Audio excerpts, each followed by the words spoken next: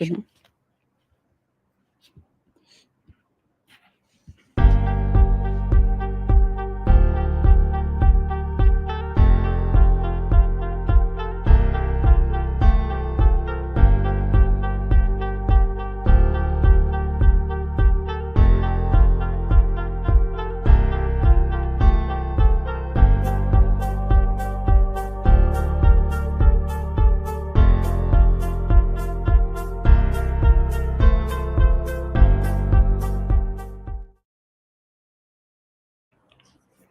Hello and welcome to the 12th edition of the Faculty Digest. I'm Parvati Mohan and I lead the audio visual production efforts here at Faculty.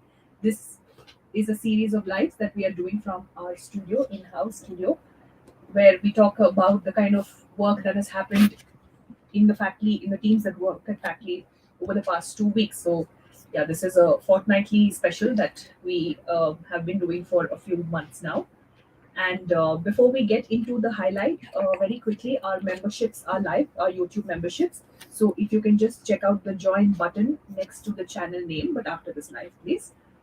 And the perks are that you get access to exclusive custom emojis and also priority responses to your comments. It's a way for you to show your support for the kind of work that we do here at Faculty, and we're very happy to report that the number of members has been steadily increasing, and we're very grateful for that. Thank you to all who have joined and to those who are yet to join. And quickly, then we will be taking questions throughout the live in the live chat. You can leave your questions in the live chat, and we will take them either in between or towards the end of the live as time permits. So definitely keep doing that, and also keep writing to us, keep reaching out to us through social media and comments on our videos. Okay. That said, we'll move to the first set of updates, which is from the newsroom. And joining me on the Faculty Digest is my colleague Pavitra. Hi, Pavitra. Hey. Okay, so we get straight to business. There's been a lot of buzz around the ongoing Asian Games, and this has led to your team looking into some interesting facts associated with these games. So, can you tell us first about what you learned about the evolution of these games from your research? Yes. So we looked into two aspects while looking at the Asian Games. So one thing was we saw how the games have evolved over the years, like in terms of say participation or in terms of the sports and everything. And we also saw like how India's performance has been over the years.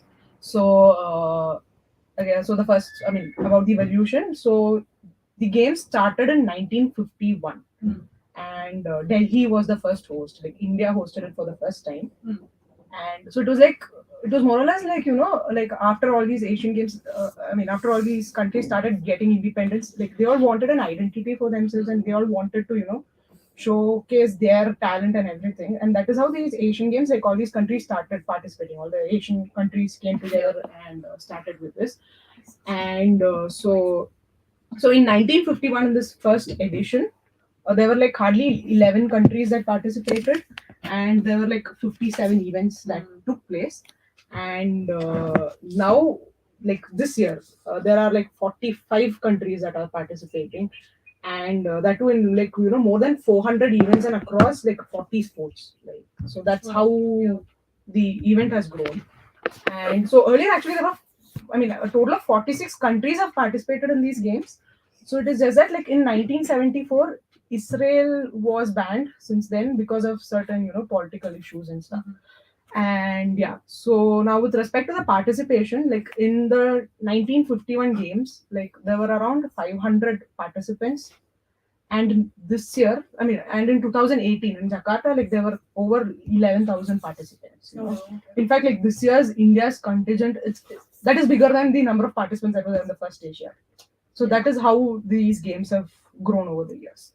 And so a total of 18 editions have been held, and Thailand has hosted the game like 4 times, highest. And I think 9 countries have hosted so far.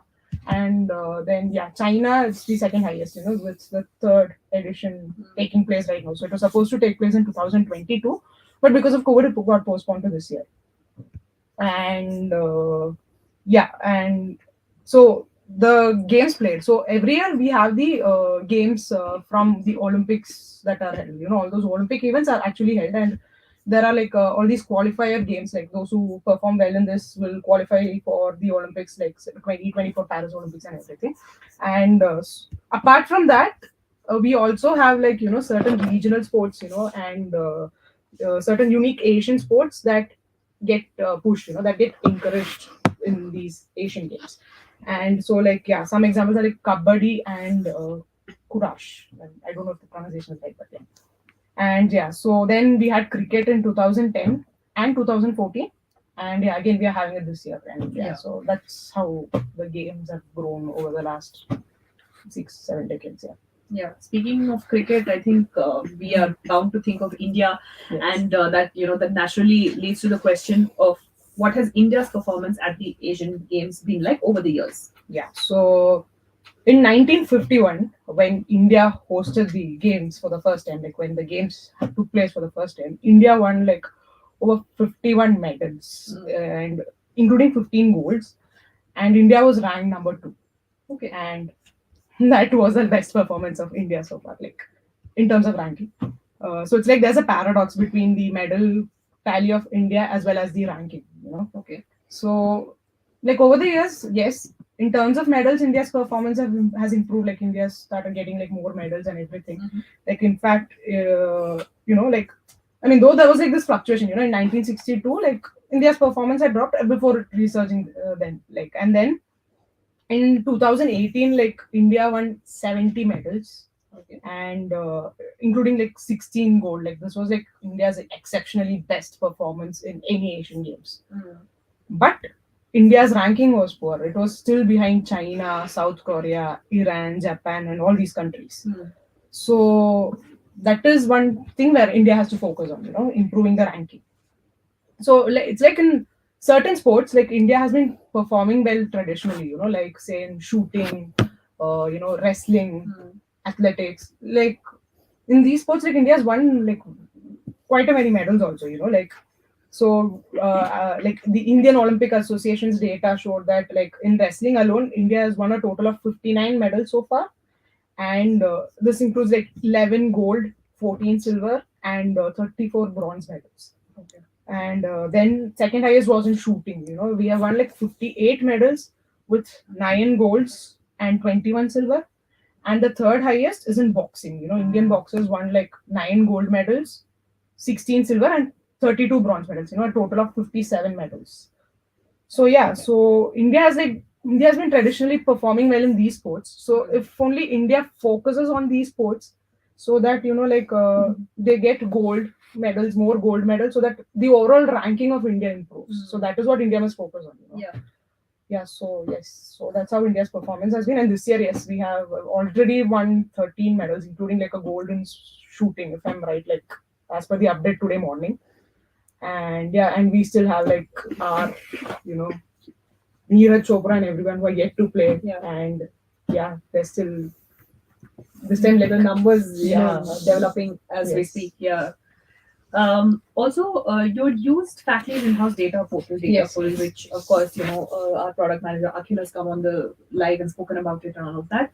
So, in your research, you had used Dataful Yes. among other sources. Yes. So, can you tell our viewers a little bit about that process? Okay, so like in Dataful, there are like different types of data about Asian Games, So if you want to see, say, India's performance, like the analysis that we have done is like a part of it. Like we have shown like what all can be done with that data.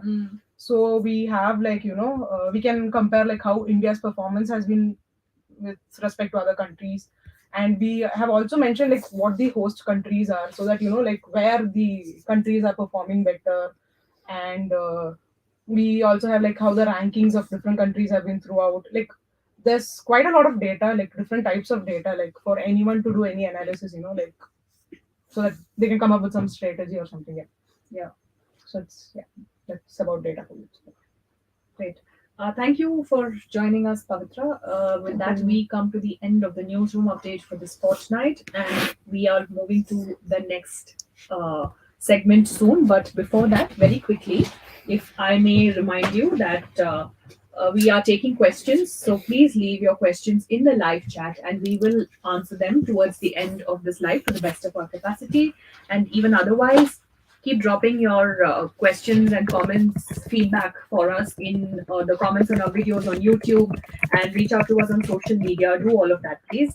We are looking forward to hearing from you to know what kind of content you want from us. And speaking of social media, do follow us. We are at Factly India across platforms.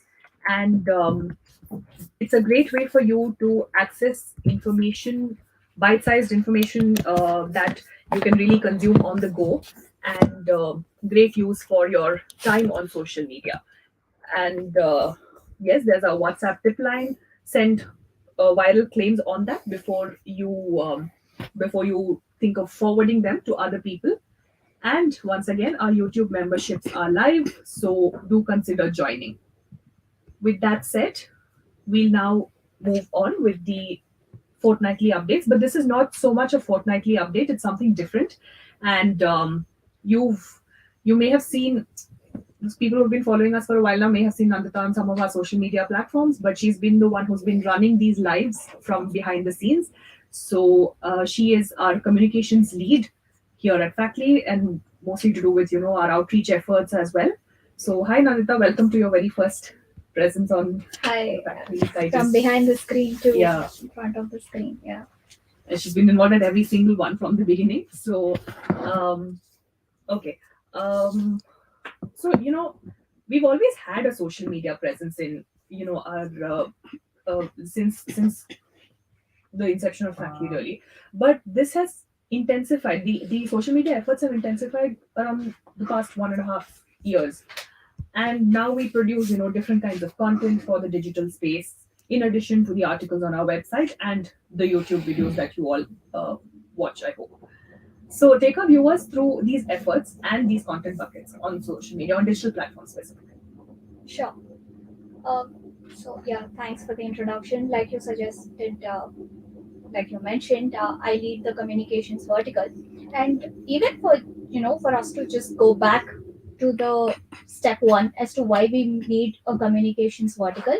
Again, see, in this era, the fastest way to like reach audience is obviously through like social media. Yeah. So that is where like we wanted to channelize our efforts, build like a solid social media presence, because that's one of the easiest, fastest, and most important ways to like not just connect with audience, build that community, interact with our followers, subscribers, and we have like we connect to like so many people across platforms, right?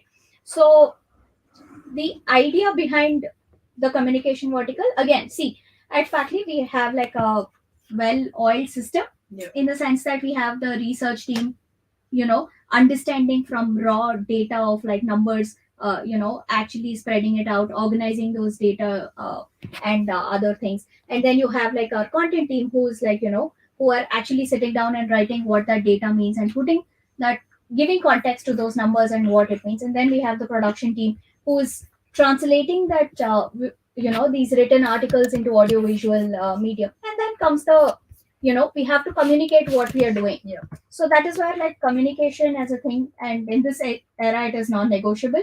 And that is where we step in, and that is where the team as such, we are relevant in the sense that we have established our presence across platforms.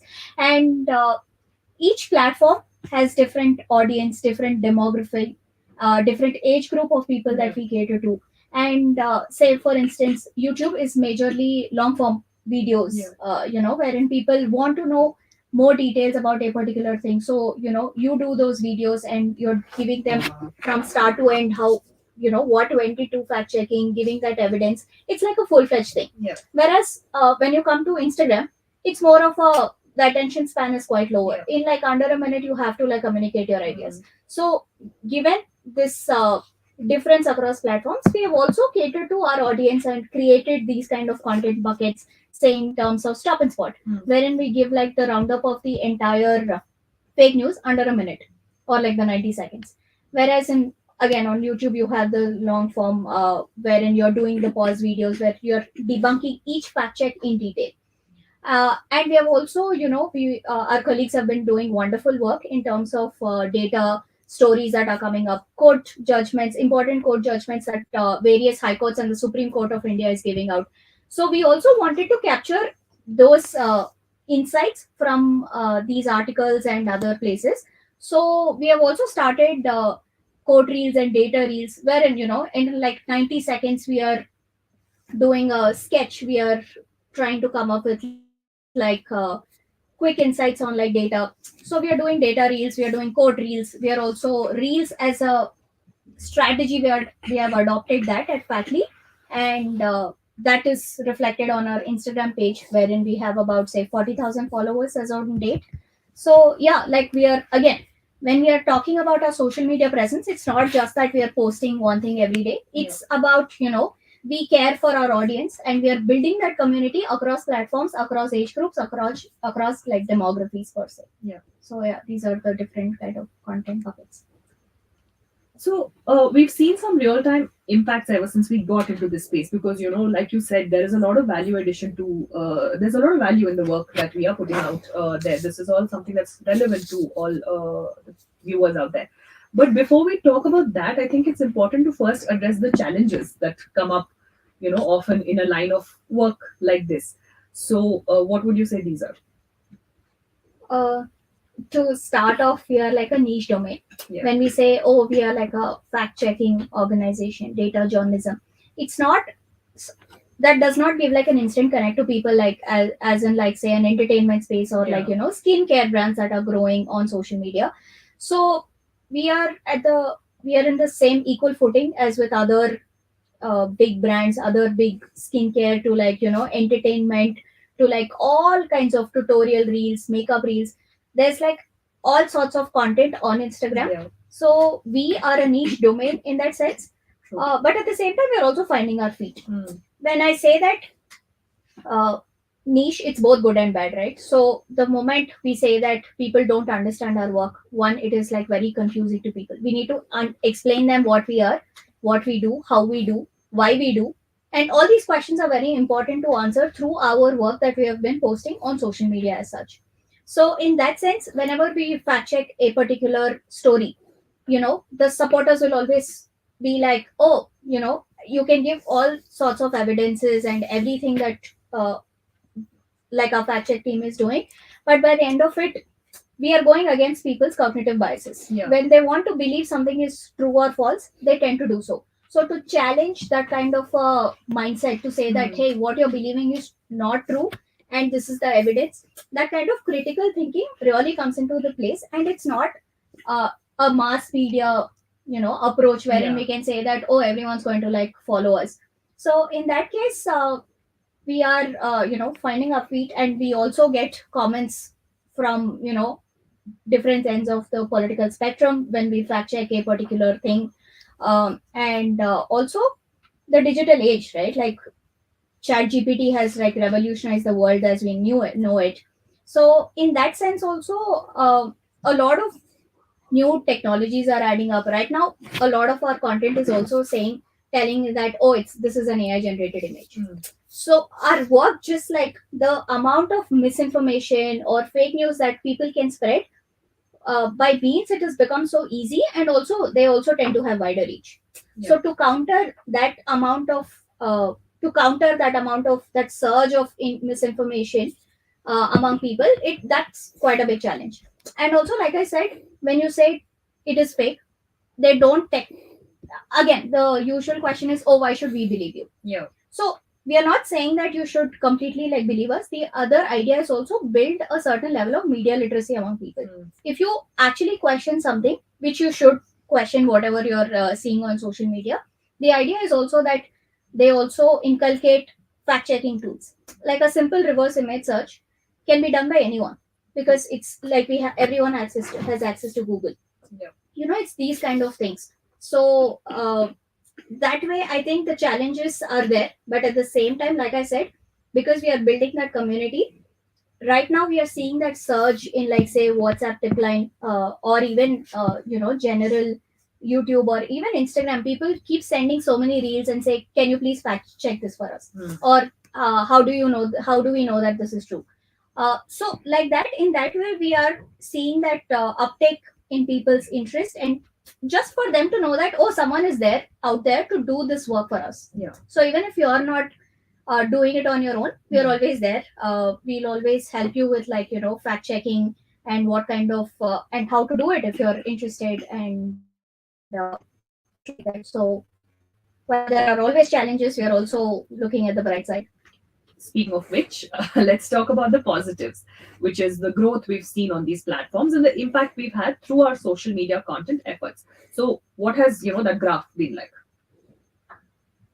It's been an interesting journey because we literally started from the scratch, right? So we had a presence across all platforms, and we also work with when we are doing these kind of content and other things. We are also that kind of a channel, if I have to put it this way. I never knew I needed this.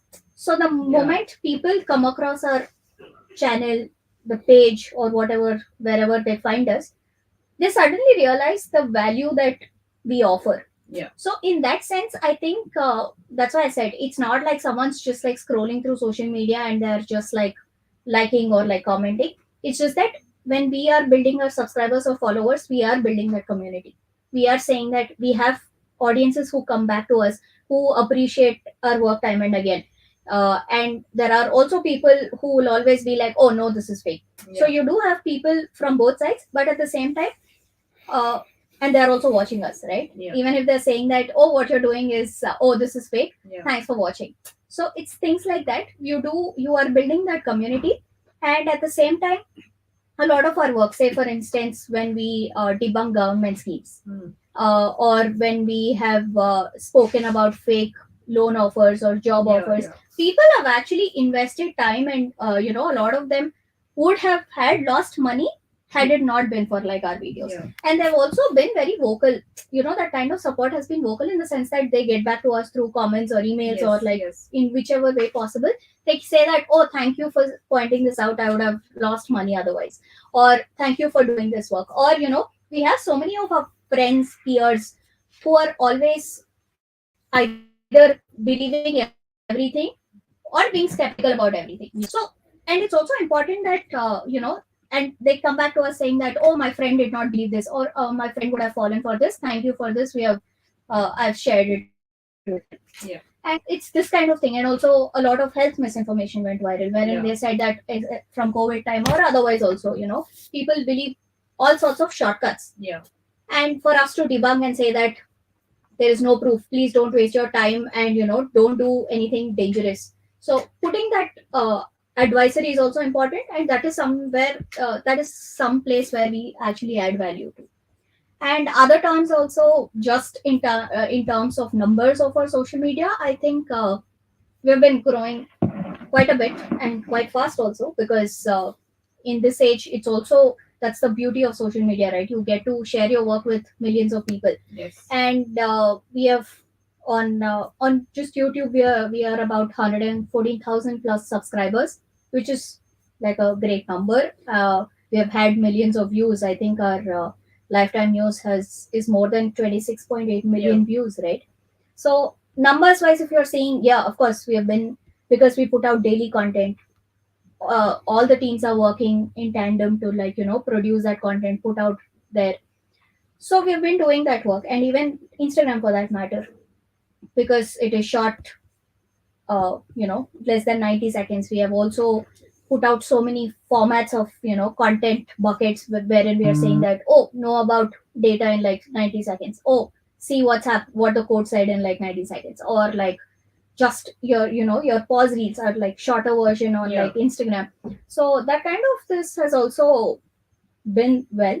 We are at 40,000 followers, and like I said, we're not like some skincare brand or some well-known Food personality. influencers. Yeah, like, we are not the influencers, but uh to find our feet in the infotainment space, I think for that we are doing okay. I mean, we have a long way to go, but we have started off well, I'll Yeah, say. and especially since we don't do branded content and Yeah. that kind of advertisement. We don't do any of that. So. And that's showing in our growth, but yes, we are getting there. And we have made strides until now from the dating, whether it's YouTube or the social media platforms. Um, we don't have questions, I think, but we do have a comment by someone who goes by Not Your Regular Atheist. I think you guys have been working hard for giving fact checks to us people for almost a decade now. I never got the recommendation of this channel. It was Bard AI recommending it to me. So thank you, Not Your Regular Atheist, for reaching out. And we are so glad that you know about us now, at least better late than never. And do share this page, our content among your social circles. Yeah, thank you, Bard AI, I guess. Yeah. uh, for recommending us. And I think that said, we've come to the end of this edition of the Faculty Digest. The next one will be 2 weeks from today. I think that's 12th October. Yeah. And around the same time, 6 p.m. IST. And stay in touch with us. In the meantime, reach out to us through social media, through comments on our videos. Oh, there's another comment. Wonderful. I'm waiting for it to come through.